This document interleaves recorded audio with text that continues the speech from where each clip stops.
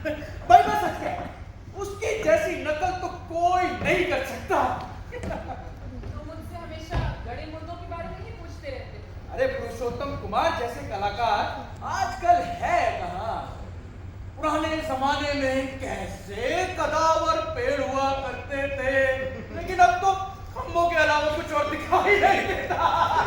ये बात तो बिल्कुल सच कही आपने। आजकल प्रतिभाशाली एक्टर काफी कम है। विशाल, बेटा नाटक तो शुरू हो रहा है। हाँ बस 1 मिनट सब्र करो। अरे तो देवी और सज्जनों, मैं अब नाटक शुरू करने जा रहा हूँ। मैं आपसे प्रार्थना करता हूँ कि आप ध्यान से देखें। अब मैं शुरू करता हूँ।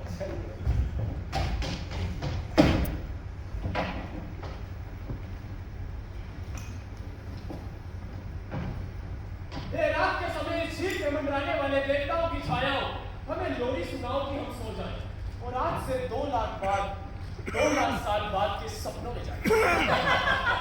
2 लाख साल बाद तो कुछ होगा ही नहीं। तो कुछ नहीं, कोई इन लोगों को दिखाने दीजिए मामा।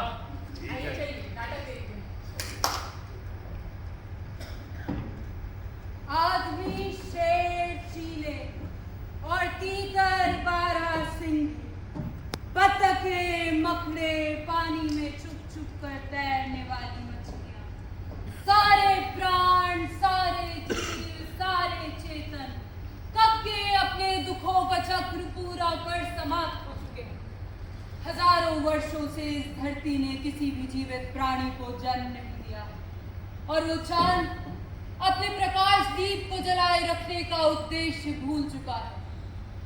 सब कुछ शांत, जड़, शीत, स्तब्ध, सारे जीवों के शरीर कब के धूल में मिलकर खो चुके और उस मूल तत्व ने उन्हें चट्टानों, बादलों और पानी के रूप में बदल दिया। बस उनकी आत्माएं जो एक दूसरे में मिलकर समा गई और मैं ही हूं वो विश्वात्मा। मैं महान सिकंदर की आत्मा भी मेरे भीतर है। छोटी से छोटी जोग की आत्मा मेरे अंदर है। मुझे सब सब सब कुछ याद है और हर प्राण मेरे भीतर पुनर्जीवित हो उठा है। ये तो कुछ पतंजलि लोगों जैसी बातें लगती हैं। अम्मा! 200 साल में एक बार मेरे होठ कुछ बोलने के लिए खड़कते हैं, उसे सुनने वाला कोई नहीं। ओ मुर्दा छायाओं, तुम भी तो उसे नहीं सुन पाती। भौतिक शक्तियों का स्वामी पाप स्वयं डरता है कि कहीं तुमने फिर जीवन न जाओ, इसलिए अणुओं को चट्टानों के रूप में और बहते पानी के रूप में सदैव तुम्हारे भीतर उड़ेलता रहता है और तुम हमेशा अनवरत बदलती रहती हो, क्योंकि अखिल ब्रह्मांड में आत्मा के सिवा और कुछ भी स्थायी और नित्य नहीं। शाश्वत भूतों के स्वामी पाप के साथ निरंतर और क्रूर संघर्ष में विजय मेरी ही होगी। उसके बाद जड़ और चेतन एकात्म और एक लय हो जाएगी, मधुर संगीत की तरह। धरती पर विश्वेच्छा का अवतरण होगा, लेकिन ये सब धीरे धीरे होगा। लंबे लंबे हजार वर्षों में जब चांद, धरती, लुब्धक तारा सब जर्रे जर्रे में बिखर जाएंगे, तब ये महाभयानक आतंक अब मेरा शत्रु पाप आ रहा है। उसकी चमकती हुई लाल लाल आंखें मुझे दिखाई देती हैं। गंधा की बदबू सी आ रही है, क्या इसकी भी जरूरत है? जी हाँ। अच्छा, तो ये रंगमंच का प्रभाव पैदा करने के लिए फैलाई गई है। बस बहुत हो चुका, नाटक खत्म किया जाता है। तुषार आराम से तुषार रुको। इसे क्या हो गया? तुमने उसके भावनाओं को चोट पहुंचाई आती। किसी ने तो कहा था कि ये प्रहसन है। मैंने इसके नाटक को प्रहसन ही समझा। फिर भी वो तो केवल तुम्हारा मन बहलाना चाहता था। सचमुच तो उसने कोई साधारण सा नाटक क्यों नहीं चुना?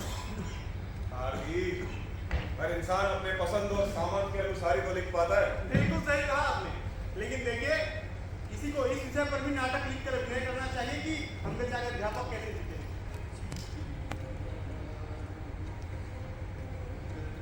कितनी सुहानी संध्या है। क्या आप सब सुन सकते हैं? कोई गा रहा है। कितना सुरीला स्वर है।